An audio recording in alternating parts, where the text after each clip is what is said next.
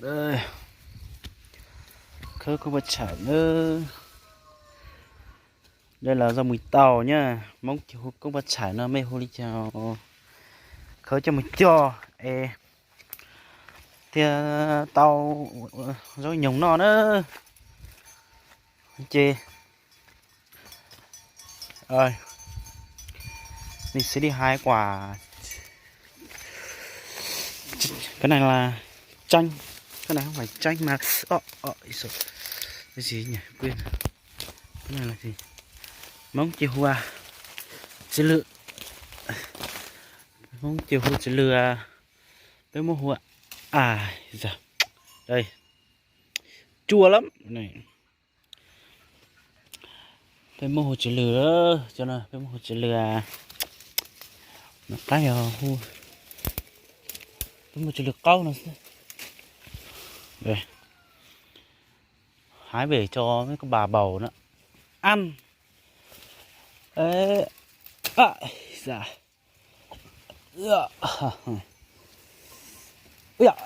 Ui. Bây giờ thôi, cái này đủ ăn rồi.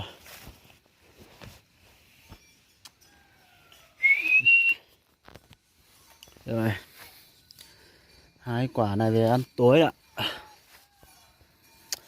Thế ở quê có gì ăn đấy thôi, quê này. Nhà tôi sẽ chỉ tông cái nói vậy này chấm một giỏi cái chiếc kia nó sao nó dù dễ rồi rồi từ ta covid rồi mà mong dưỡng cái nó chỉ muốn nhẹ chị ăn lấy cho nó trong ôm mò sao.